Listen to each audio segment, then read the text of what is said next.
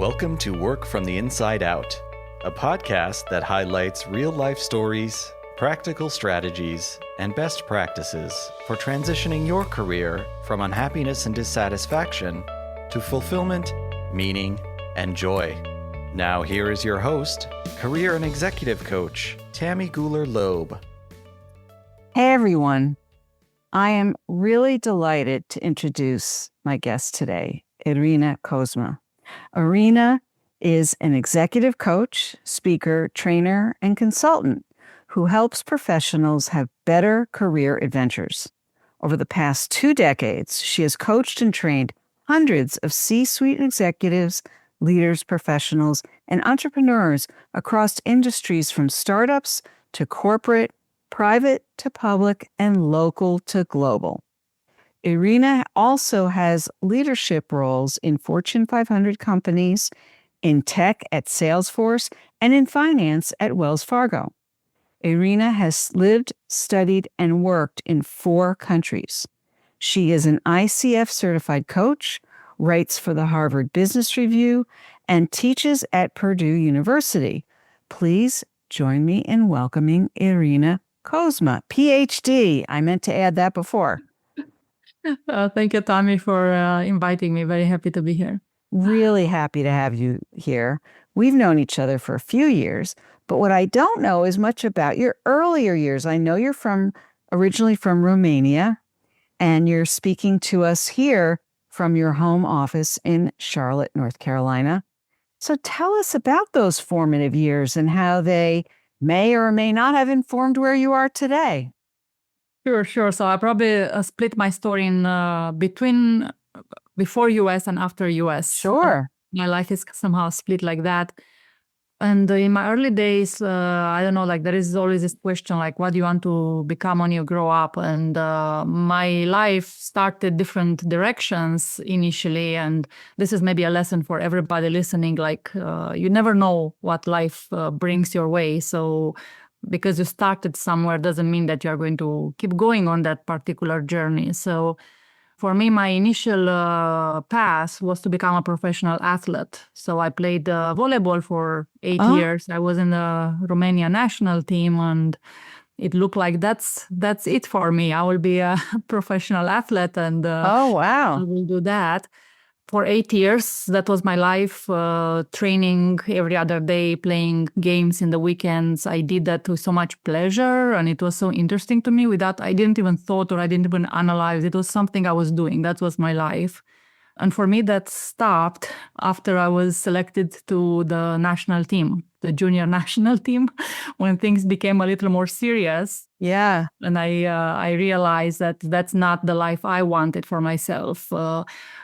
That's a very, I think, intentional decision everybody needs to make when they found this type of crossroads.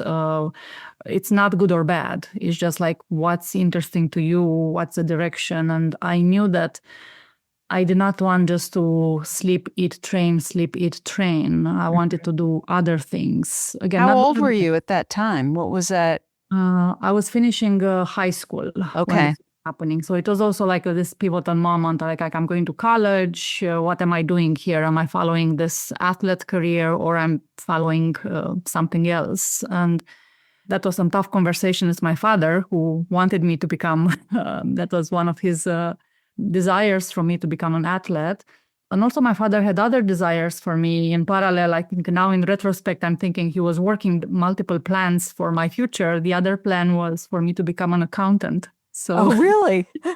he and my mother, they had a bakery, they had a business. And this is one of his goals. If I become an accountant, I can be the accountant of the business, and things would have been so much simpler for him, I see.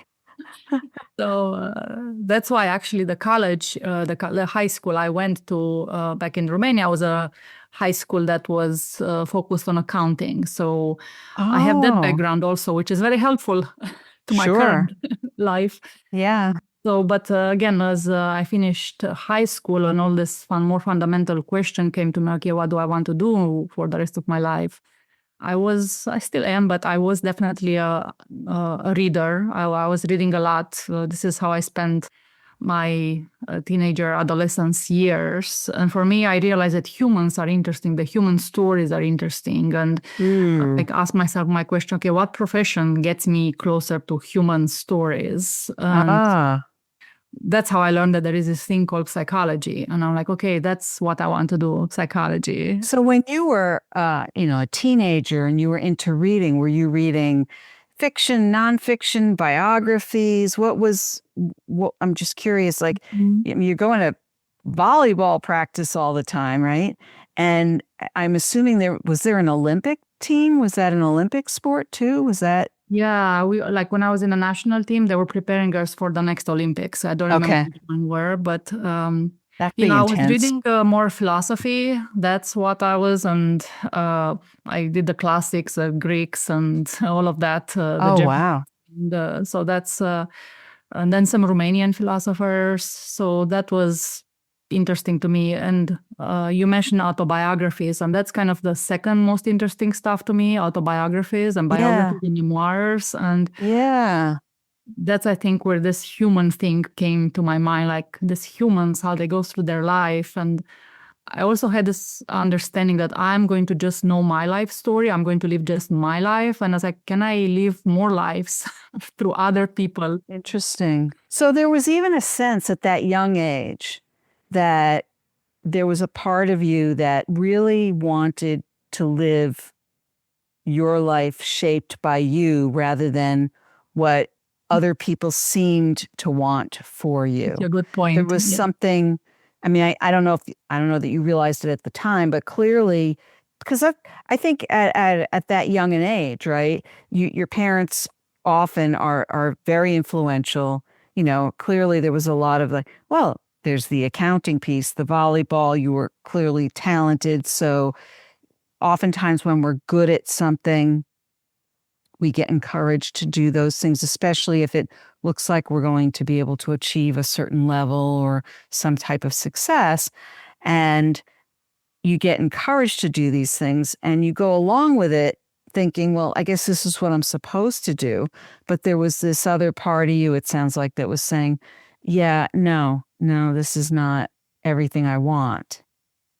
Yeah, in retrospect, I call it stubbornness. I don't know how you teach that or how you cultivate that. Maybe more simple. Another way to say it, also to think about it, to me, it was like very simple. Like I was like, I want it and I'm going to do it. And this is something that follow all my life. I was like, I want that, I'm going to do that. No question asked, not overthinking, not overcomplicating. It's like a very straight line for me between I want and I do. So no real inner conflict around that. Yeah, I'm not. Although when you stopped volleyball, I would imagine there was some angst there, or it was very fast and very quick and very no, this is not what I want. Wow. It was very simple. And again, I don't know where this clarity and this I don't know where it's coming from. If it's something like personality innate, it's a gift. I'll tell you that. Yeah, I'm not an overthinker. I'm not a perfectionistic. So that, I think, it's one of the things that, looking now at even on my clients now, like that the struggle with this overthinking. Oh yeah. In a way, yes. But again, it's not good or bad. All of us were different. All of us were different. No, absolutely. But I think, it would be easy for someone to assume that if you stopped volleyball, for example, that, maybe the way you're describing your father's investment in your success in that way, maybe he was very disappointed and maybe that was really hard for you. And it sounds like, you know what? It was what it was. I made my decision and, I maintained my relationship with my father and I moved on. Yes, and I never touched a volleyball ball since then. I Wow. never heard about that sport ever again. So this is how radical sometimes I am. And yeah, I think it was harder for him than for me. Oh, it sounds like it. Yeah. And the only hard part for me was, in that heat of the moment of making these decisions and me crying, of course. So you had some,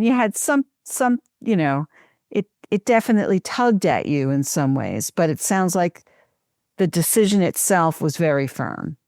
Yeah, the only complication was more like logistics because he kind of, in the heat of the moment, he did say, I'm not going to support you how are you going to go to college? Who is going to pay for all of that? Being a psychologist. He just said it in the heat of the moment. But even then I was like, I'm assuming I will figure it out. I don't know. So But you were very changing. clear. You Yeah. were going to find your way. Yeah. Yeah. And then as I went to college, other very, again, this type of decisions came my way. I don't know why and how. I always, and this is in retrospect, looks so logical and of course, but back then I always had this, it was more a feeling than a thought. Yeah. That I am not going to live in Romania forever, that I'm going to live outside Romania. And that's kind of something very, whenever I talk about it, I'm a little picked out myself, but where that thing came to my mind or to my feelings, it was crystal clear to me that that's a thing.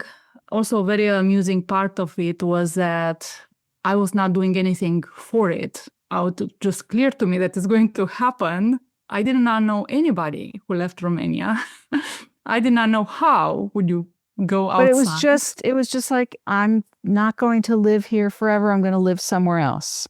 Yes. Interesting. And again, I don't know, that thought and now knowing more about neuroscience, that's again interesting to look in retrospect, how my brain knew that first. And then I saw stuff around me that were like, it made simpler for me that path. And looking again in retrospect, they look like accidents, they look like coincidences. Yes. But it's probably something, again, it's not magical here. It's something very clear that happened with the brain and the attention. Yeah. Well, it makes me think a little bit about a previous guest I had on the podcast who wrote about serendipity, Christian Bush's book. You're probably familiar with it. And he talks about, there's a lot of science behind, luck. And the fact that, I always say to people, someone wins the lottery. Oh, they're so lucky. Well, yes, that there's luck, but they had to buy the ticket. So, you have to do something in order to make it happen. But it is interesting that the thought occurred to you that I'm not going to live here forever in this country. I don't know anyone else who's made the transition. There's nothing external to me that's drawing me away. There's just this thought that sort of resides within me. Yeah, I'm very curious if I could ever find out where that thought came. I'm so curious about it because it was also not something like, oh, I hate this country, I don't want to live. It was not like that either. Yeah, that's interesting too. Yeah. I have this clarity and this calmness in me that I'm going to live outside. How, when, where, no idea. And then what happened was, again, serendipities and coincidence and luck. I went in the campus 1 week. And again, I went because somebody else wanted to go on campus. It was one of these spring breaks or some type of short breaks that nobody was there. This person had to go to check something. I went along. Again, I was not supposed to be there. There was a place where the announcements were posted, different announcements for different things around the different things that are happening in the campus. I never looked at that place ever before because it's stuff, like who cares about those things? That day, waiting for this person to do their business, I was like, rambling around. I looked at those announcements. And here it was, an announcement saying, we have 3 Erasmus scholarships for Spain. It was a Friday. I remember that. The deadline was on Monday. Of course. We have to submit a kind of a research proposal and some other things. And I'm like, okay, I'm going to give that a try. It was, again, very simple and very clear to me that, okay, this is a thing. I'm going to do the thing.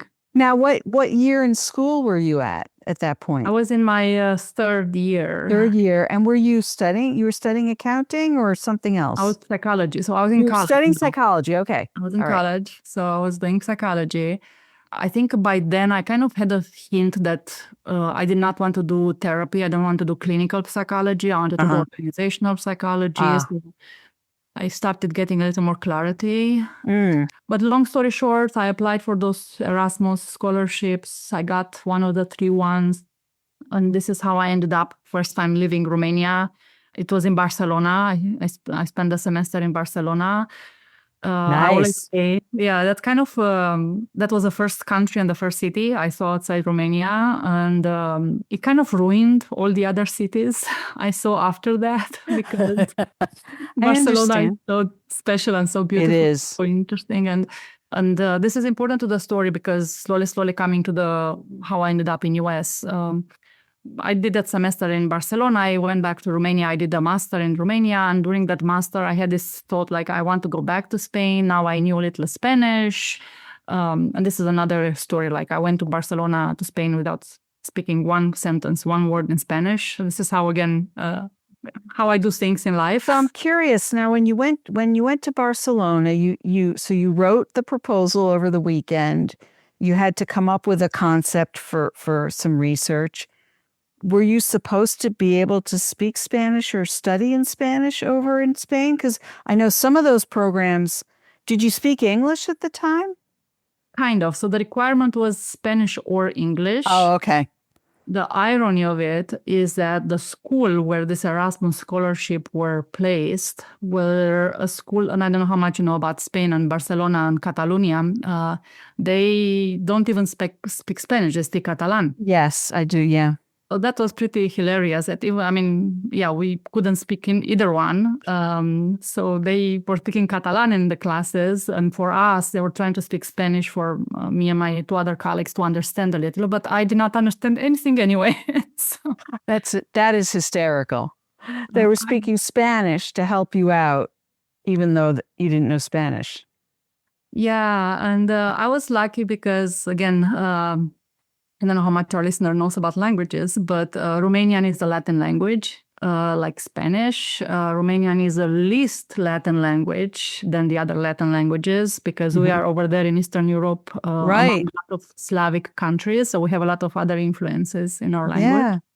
But still, I mean, if it would have been German or Chinese, it would have been much harder. Yeah. So yeah. I could understand 20-30%. And then after a month or so, I'm like, I think I can put together two thoughts. I have to give all my exams in Spanish at the end of the semester. I passed them somehow, but not amazing grades. But that was my first experience in Spain. And then I went back to Romania, did my master, and then I wanted to come back to Spain. So what was the, I know you've done 2 master's degrees. Which master did you do first? So the first one was in organizational psychology. That was in Romania. And then I looked for another master in Spain and found one. It's on strategic HR management. And even this other, again, my second Spanish experience was, again, very like, okay, I want it. How do I do it? It's not like if I do it. It's like, okay, how do I make it happen?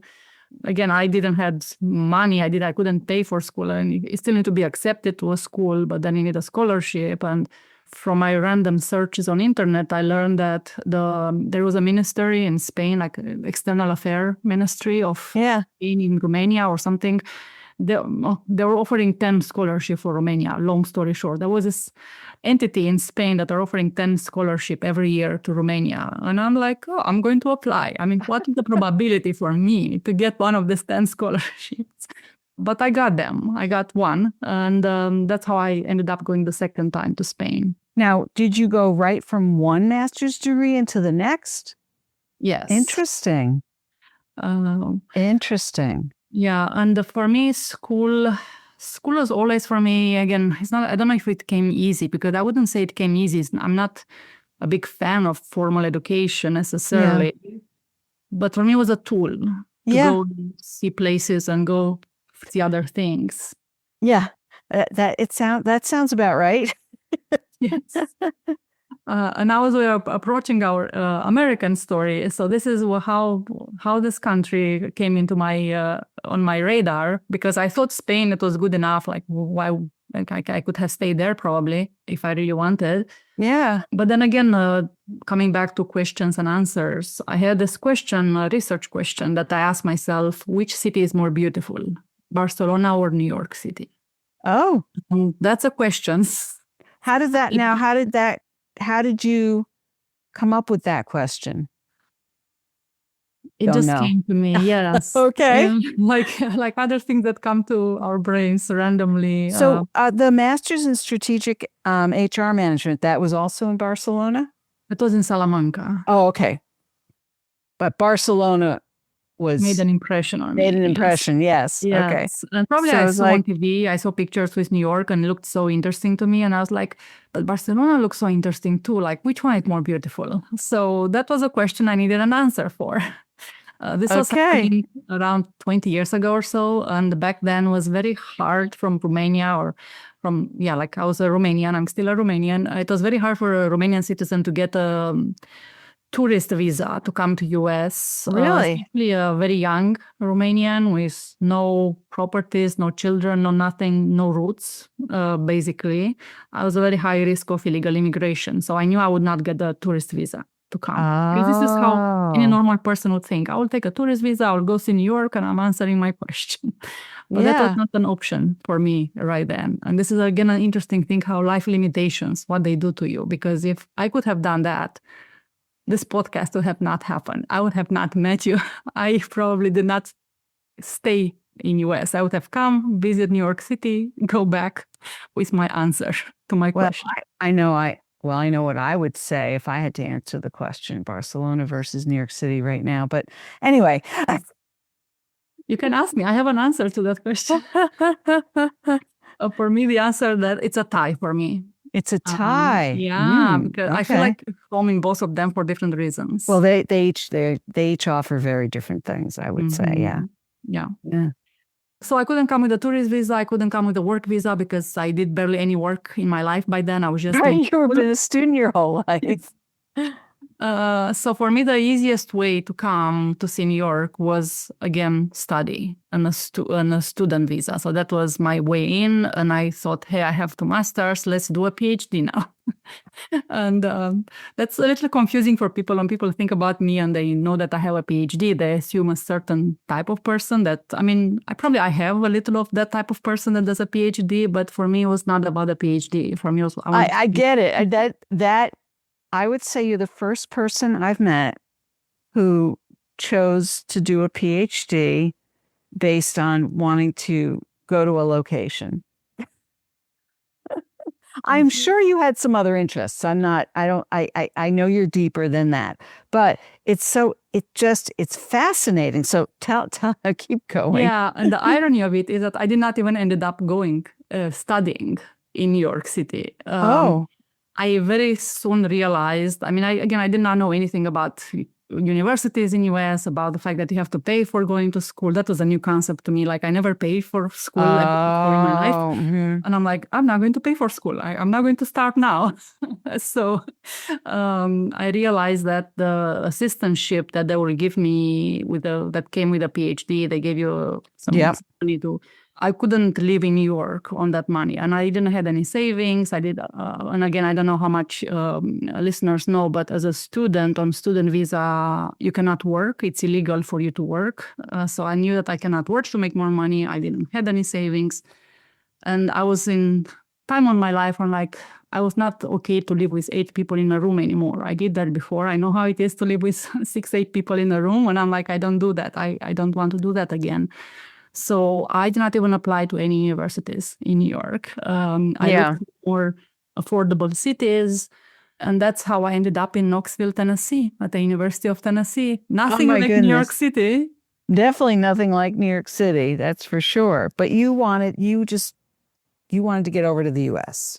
Yes. Nothing wrong with Knoxville, Tennessee. Again, there are so many different, it's so good that so many people, so many preferences, and we don't all like the same things. So, definitely, yeah. Again, it's a very lovely city, very green, very comfortable. But I needed skyscrapers, I needed business, I needed subway. That's what I was having in my brain at that time. So that motivated me to finish my PhD in less than 4 years and get on with my life. No, there were many good things about Knoxville, Tennessee, and one of them was that there is where I find my husband. So I met my husband. He was doing his PhD in chemical engineering. We met there, and now, 18 years together. So It's always funny how Knoxville had such a big impact in my life. That's amazing. So, and your PhD is also in organizational psych? Correct. Yeah.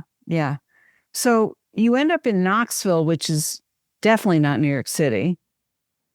But so your goal was to get over to a big metropolitan area, but clearly you were motivated enough to get over here somewhere in the US.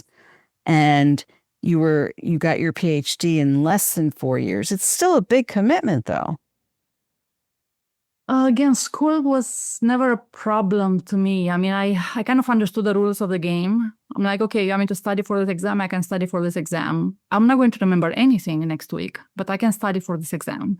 Mm-hmm. So, and again, for me, school was a tool, an instrument to get me something else. Yeah.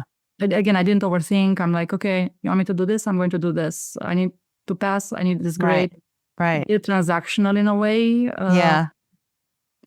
And I think I'm very like rule follower in a way, like you tell me what to do and I'm going to do it. I understand why it's in my advantage to do it. But you were in a lane that you wanted to be in also. I mean, you did 2 master's degrees. You were already interested in psychology. You knew it wasn't that clinical was not the direction. So you had an interest in the discipline in the areas you were in. And you showed up for the PhD with 2 master's degrees. So you had a lot going for you in terms of being able to step into that with, I would say, somewhat fortified and ready to handle whatever it was that you needed to do. Does that make sense? Or yeah, and now when I'm hearing you talking, I feel like my struggles actually came from a different place, and they're like maybe 2 different places. My struggles when I reached US to do my PhD. One was the language again. Yeah. By choice, I ended up learning Spanish. I ended up learning English, but I'm not one of those people who are very talented at languages. Like, see, my accent is still not there. Like learning language is not something that's easy to me. I just have to do it. So when I arrived to in US, my English was very, very broken. And that was another hurdle. But the other hurdle was my introversion. Being an introvert. And one piece that followed me all the school years that I did in my life until I reached US. I'm that type of introvert that never, ever, ever in my life before reaching US, I never raised my hand in a class to say something. Oh. With one exception. The exception was when very few classes had participation as part of the grade. So again, I'm a rule follower. You tell me what the rule is and I'm going to do it. So the very few times when there was a rule, hey, you need to speak twice per semester. I'm like, okay, twice you said? Twice. Not less. No more, no less. Otherwise, I would have never opened my mouth in any classes. I wouldn't say anything. So that was when I came to US in my first semester in my PhD. I realized that needs to change because this country is going to eat me alive if I'm not going to. But you realized that you could tell there were things that you were not going to. I mean, it sounds like, you went about each thing that you have done every step of the way. One might look at those things on the surface and say, well, she did all these degrees. She must be really passionate about this and that and that. And yet when you tell the story, there's this whole story of where you wanted to live and what you wanted to experience. And almost as if, well, I didn't really care that much about school. Well, you had to care enough to get through it. And then you kept going in those disciplines. You could have switched disciplines at some point if you wanted to, right? Yeah. In some way. So, because it seems like no matter what you've stepped into, you've made it happen. Because again, this is how my brain functions. I wanted, I do it. Right. It's a linear thing for me. So I think what I'm gathering from all of that is that if someone was to look at what you've done on the surface, they might make a set of assumptions about that, right? About what oh, she must love school or this or that, right? But now we've unpacked that and we realize, no. She doesn't love school. She loves living in different places or having set her mind to live in different places. And school was a vehicle or a tool for getting there. And she could do school. She had the skills to do school. But you didn't hate it either. I mean, I'm sure if you hated school, it wouldn't have been the tool that you would have picked, right? So I think, though, it's interesting for us to understand these things about ourselves, that it's not a right or wrong, but that we should also understand when we look at somebody else's example of how they're doing in their lives, because a lot of people compare themselves to other people. Oh, this one's, doing this or that. Oh, they must be this or they must be that, right? And so it's very helpful to understand that you made decisions based on really what your intuition was telling you what to do, and you followed your intuition. And it kept you grounded. And I think being that grounded, you were able to take on all kinds of challenges, like language challenges and having to break out of some aspects of being an introvert and all of those things for the sake of the other things you wanted even more. Mm-hmm. Such a good reflection and summary, Tammy. And I think there is another word that starts with an I. You said intuition. I will say interest. So tell us more about that. And this is something when I was hearing you recapping my life, I was thinking there are many ways of doing life. And there is so many ways of reaching even the same destination. There is not one way. Yeah. And things become a little easier once you have a direction. And again, now reading so much about neuroscience, I understand so much the idea, like once you have why goals are important, why having a direction is so important, because again, the brain can help you if you have a direction. If you don't have a direction, life is so much harder. So maybe that was one of the things that helped me without me knowing, that something was interesting to me. I'm like, oh, interesting, I want it. Let's do it. I always had a direction. I never was some aimless, and we'll come in a story short. There was a point in my life when I was starting to be aimless, and I still need to figure it out what's the direction. So yeah, I think once we have a direction, once we know what we want, things are a little easier. You just have to put one step in front of each other, that other, and figure it out. When you don't know, I think that's the hardest thing. Yes. That's when people get stuck. Yes. When they don't know and they don't even know where to go to get the information they need, or they're so stuck they feel they're stuck in feeling lost.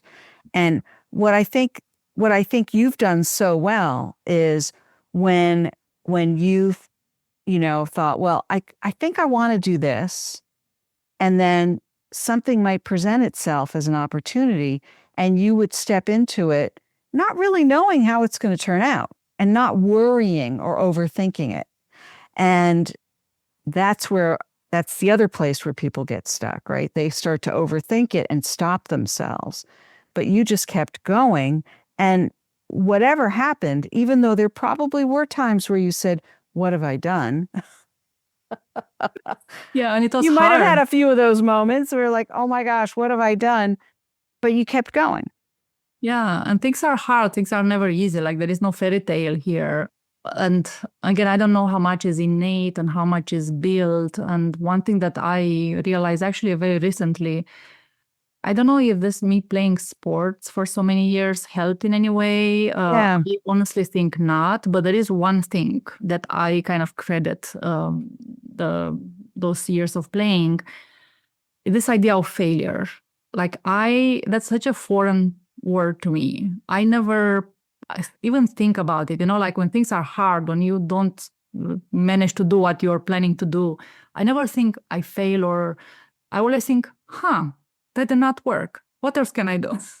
I love that. And that's, but I don't know, because probably we'll never know how much is born and how much is built. But in sports, like you fail every week, multiple times per week, Sure. and many times in public. And you don't have time to it's like, okay, I need to become better. I need to figure something out. What else can I do? What else do I need to improve? Right. I don't know. I'm thinking that's the only thing that I'm thinking my years of playing is in a way maybe helping me now going through things. Like I want that.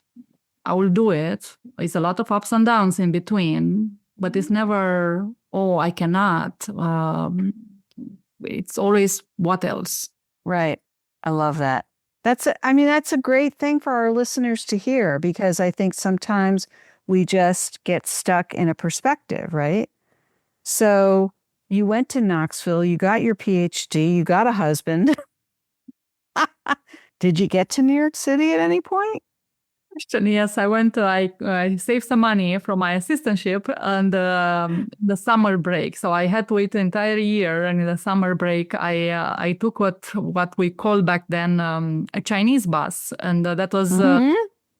Do you know about the Chinese bus? Sure, I do. Yeah, they have them from you're Boston the only person too. I ever told the story that knows about it. Yeah. There were $20. It was an overnight bus from Knoxville to New York. And when I reached New York, of course, it ended up in Chinatown. And again, I remember so vividly, I stepped my foot in. It was Chinatown. But I immediately felt like the city makes sense to me. I felt like this is home. I understand everything. Makes so much logical sense for me. So that's why I said earlier that both New York and Barcelona are, I feel like home in both of them for different reasons, in different ways. Yeah. So yeah, I reached New York then, and then continuing the story, I ended up working for 10 years in consulting in Pittsburgh, and then I wanted to see how it is inside of a company, not only the outside consultant role. So I ended up working at Salesforce and at Wells Fargo. And along the way, again, life happened. And in 2019, I opened my own business, because along the way, I discovered that coaching is my happy place from all the things that I was doing in my profession. I still think about myself as an organizational psychologist. I always, because that's my profession. Yeah. And I was very lucky that this profession allowed me for so much variation. Yeah. One of those variations was coaching. And I realized that, again, coming back to the initial part of the story, with me reading about these lives and me wanting to live more lives than one person, and curious about how other people live their lives. So I realized that one-on-one, that other person, that's the most interesting thing to me. I can do other things. I can do talks, and I can do trainings, and I can do scale. Right. That's, again, serve a different purpose. But that one-on-one, it's nothing like it. Most recently, when people ask me what I do, I tell them I help people waking up in the morning without a stomach pain. I love that. No, I'm not that type of doctor, but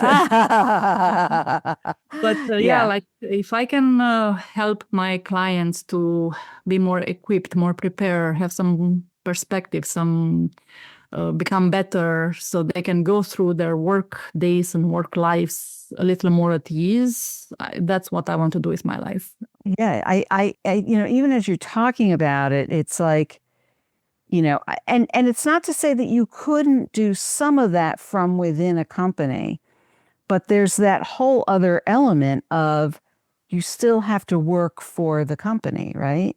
And when you're running your own company, you get to set the tone and call more of the shots and really talk about direction, right?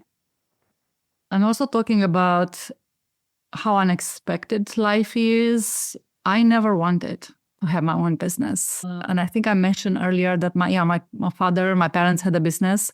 Yeah. So again, now in retrospect, it's such a cliche to say, if you saw it in your family, you want it. And I'm like, but that's just not my case. For me, it was exactly the opposite, because I saw it so up close and I saw how hard it is. Yeah. I thought it's madness for anybody to want to have their own business. Oh, interesting. You must not think logically, clearly. Why would you want to have your own business versus just collecting the paycheck? And you can have so much fun. And I did during my corporate and consulting life. I had so much fun in my roles, because I entertain myself. Why would you not? It was very hard. My parents had a bakery. Again, maybe people don't know that you have to bake the things overnight to be fresh. Yeah, no, it's very hard work. Very hard work. And after 20 years of them not taking one day of vacation, of them working every night, never finding reliable people, they ended up divorcing. And that was my story about somebody who had a business. And I'm like, why would anybody want that? Never thought that that's a thing that I would ever do. Right.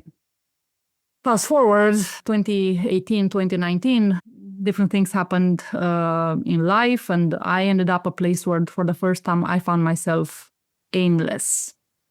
And things didn't make sense to me anymore. And I did not... Which must have felt very out of sorts for you, because it sounds like, for the most part, you've had this sort of this inner compass that has just guided you, even if you couldn't explain it. Yes, again, I was so lucky. And maybe, so when that happened, and I'm like, I don't understand what's the point of anything. Like, I had no other goals. I know nothing to go, nothing to wake up for. Wow. It was really strange. And in that lack of meanings, control, chaos, meaningless, I don't know again why and how. This idea of having my own business, it's something that it's a direction, it's a goal, it's mine. I have some level of control, some ownership, some meaning. So that's how my business started. Again, not because I wanted to have a business, not because I always wanted, again, the opposite. It's just because I having this existential crisis, and my only way out of it was this idea that I had. Yeah. And I'm like, let's follow this idea. Yeah, and you're following it now. I mean, you just left your last corporate role within the past month of the date that we're recording this interview. So by the time people listen to this, it will have been a couple, maybe 2-3 months. But what you've been doing for the last many years is working full time in your corporate role and doing your coaching practice on top of that. And so being both self-employed and employed by an employer. I'm curious about that period of time where you kind of realized, I don't know what my next goal is, because you were so used to always having one. Do you know what triggered that? Was there something in particular that you think might have triggered that sort of, I don't know, that empty space for you? There were some health issues happening with some people around me. So I think that was something that put things in perspective. Yeah, that'll do it. Mm-hmm. Yeah, a little control we have when stuff like that happen. Yes, it does make you stop and think, right? Yes, what's going on in life, and what do we have control over? What don't we have control over, and all of that. And with your degrees and everything in working in consulting and Salesforce and Wells Fargo, were you always working more in the sort of organizational development HR space in all of those roles?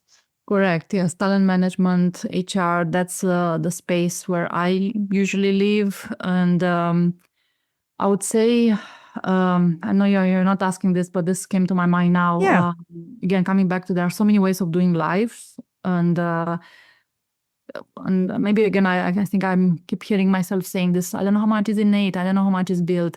Maybe that's something for our listeners to also keep thinking and exploring and considering, because especially the innate things that come easy to us, such a power to know about them and to kind of grasp them and keep using them more and more, because it's easy power, it's easy energy.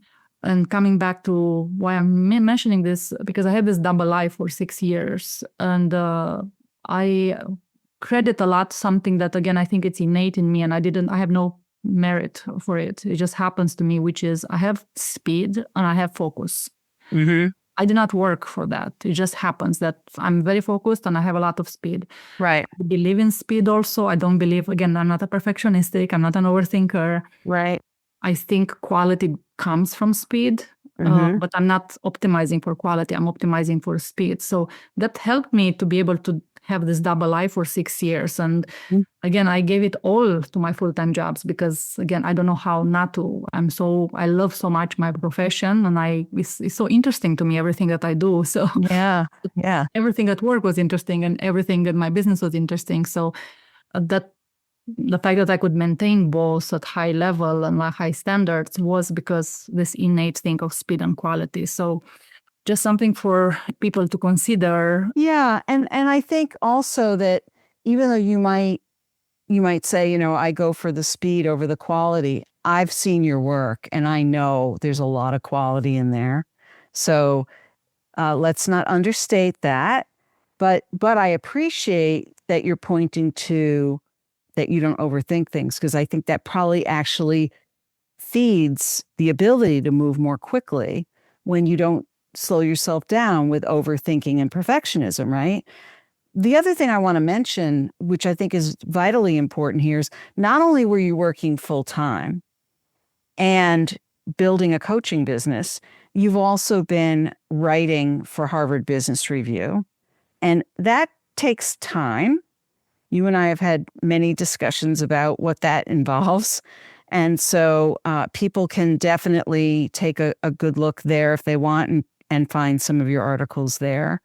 Mm-hmm. And get a sense of the kinds of things that you've written about and the ways in which the kinds of information and interesting topics that you write about. And then you've also been teaching. What kinds of things have you been teaching? I'm teaching a class that might sound either hard or boring when I'm going to say the title, but I promise you it's not either of those. The class is called Advanced Research Methods. Mm-hmm. But again, it's not hard, or maybe I make it not to be hard. I make it to be very playful and very interesting. And it's not boring. I mean, there's so many interesting things like about how to do research and experiments and non-experiments and case studies and how to write a good journal paper and how to do sampling. For me, it's interesting. Yeah. No, I get that. I get that. And I think it's helpful for you to be able to say that very clearly, that that you do it in a fun way, because that may make people want to take it. And are you teaching that within a particular, I know it's at Purdue, but are you teaching it within a particular program at Purdue? It's a master level class. So everybody, there are different paths, different masters. Different programs. Yeah. Programs. And it's a mandatory class for some of these programs. So people from different type of specialities, like forensic psychology, they have to take this class. Okay. Counseling psychology or industrial and organizational psychology, different programs have this as a required. But it's like generally social science research methods as opposed to biology or something. Correct. It's all about psychology. Yes, right. It's different type of research methods in psychology. And in terms of now that you're full-time coaching, you're full-time coaching, you're writing, you're teaching, so you're doing a number of things. What is it that people need to know about your coaching practice and who you work with? I have two types of coaching clients usually. One I call people who want to make a radical career change. So not just a job change, just a radical career change. That's one area that I specialize myself. And the other one is a more classical leadership executive coaching. So those are people who are in leadership position and they want to become better at what they do. They want to become better at influencing, communication, negotiating, strategic thinking, and all of that. So the type of audiences, sometimes they intertwine. Sure. But I start leadership coaching when I was working in consulting more than 15 plus years ago. So that's kind of more familiar to me, more, I don't know if easy is the correct word, but more familiar. Yeah. The other one, I had to teach myself how to do it. Yeah. It was such an interesting exploration and process. And I'm so proud of the people who decide that, okay, this is not it. And what else there is. It takes a lot of courage, right? Yeah. Yes. And I'm such a privilege to try to hold their hand for a little while as they find their direction. But such a fundamental questions that those people are asking themselves, and they have the courage. I like that word a lot. Yeah. And figure it out, and not just again overthink and overcomplicate and realize unstuck, but put a foot in step of the other and figure things out. Well, and you also have the background in HR and talent management too. So once they find that direction, you're able to also give them some guidance around how do you then navigate your way into various places so that if you are making a significant pivot, that people will pay attention to who you are and what you can offer. So I think you have tremendous experience to offer them in that way.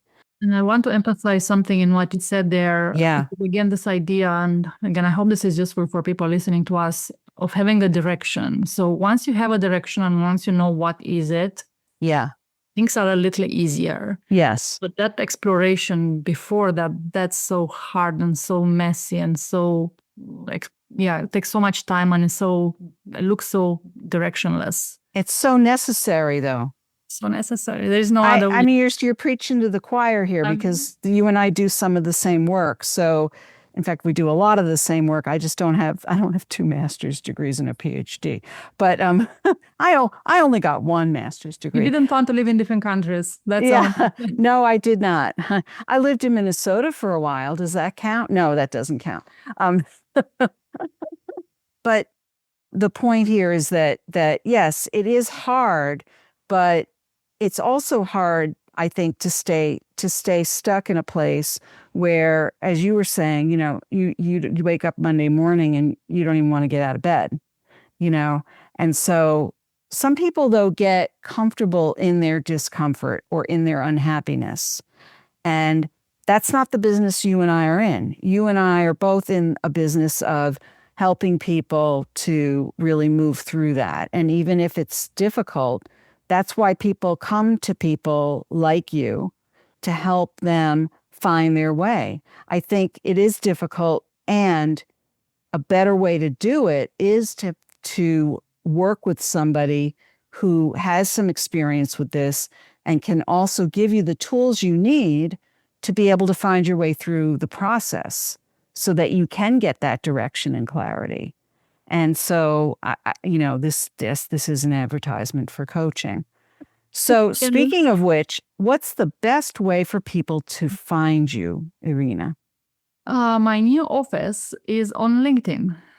All right. That's where people can find me, and just Irina Cozma, Google, search that, and also Google that, find my site. So yeah, my website is one place, on LinkedIn is the other place. Very happy to connect with people. As I was saying, 18 years ago, I was trying to find my voice literally and through my language and through my introversion. And now I'm trying to find my voice on LinkedIn. So if people want to come along to see what am I doing on LinkedIn and what I'm discovering, now it's the time. Right. So you're inviting them to connect with you. We will have all those links for your website and for LinkedIn and all your information in the show notes. One final question, even though I think you've answered it in probably several ways now, but we'll try to capture it in a bottle. And that is, there are people listening here who are thinking about what's next, and you've done a great job of thinking about what's next for yourself. What would be a key piece of advice that you would give somebody who is considering their next move? Maybe try to think how you can shorten the distance between I want and I do. So once you want something, you're going to learn more by just going and doing and experimenting and, okay, let's call it failing, but I promise you it's not failing, it's learning. So that's one question you can ask yourself, like, how do I shorten this amount of time between I want something and I'm going to do something? Mm-hmm. And if, let's say it's like, oh, I want to do something 5 years from now, can you say I want to do it 1 year from now? And if you say, oh, next summer I'm going to do this, can you say this summer I'm going to do this? And, try to see what that does to your behavior, to your thinking, to your intention, to your energy. Oh, I love it. You sound like a coach. That sounds so coach-like. And, and for some people, it might feel like, oh my God, a year from now. But it might be, well, maybe it's not going from all to nothing or nothing to everything. It might be, what would be a significant step of doing towards that, right? At least, getting into the water up to your knees, at least, right? Yes. Doesn't even have to be a significant step, can be a small step. Right. But what I'm trying to also say, having a direction, having a timeline, people always say, 5 years from now, I'm going to. Even then, I'm thinking, 5 years from now is 2030. If you want to do something in 5 years from now, just say in 2030, I'm going to do X. It's much more tangible, and because otherwise it's always going to be 5 years from now. Yeah. Right. Or as they say, when I get around to it. Yes. And they say, well, what's around to it? Yeah, clarity. Clarity, again, is like direction, and clarity is going to do wonderful things because the brain is going to love that. The brain is going to love that clarity. And again, why we are going to make our life harder when we can make our life easier by giving some direction to this brain of ours. I love it. On that very clear note, I'm going to say thank you, Irina, for being here today. This has been a great conversation and a wonderful journey that you've been on, and I know there's so much more to come. Thanks so much for being here. Thank you so much for the lovely conversation. Thanks for sticking around to the end of my interview with Irina Cozma. What is your key takeaway from our conversation? If you are interested in any of the resources mentioned in today's podcast, you can find them in the show notes on my website at tammygulerloeb.com/podcast. Just look for episode 275. And while you're there, you can subscribe to the podcast so you don't miss any episodes. Did you know that ratings and reviews on Apple Podcasts can help this podcast reach more people?